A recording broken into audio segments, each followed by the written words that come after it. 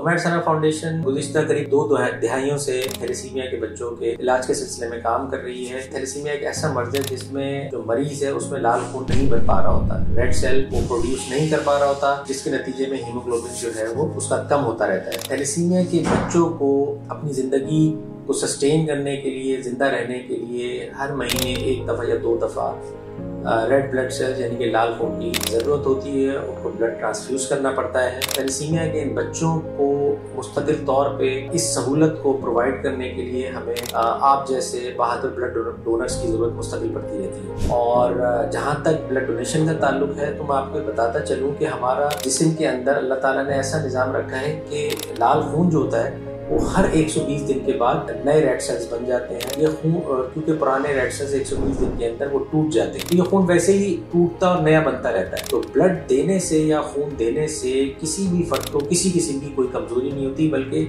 इसके कई सेहतमंद जो है वो जिस्म के ऊपर असरात होते हैं।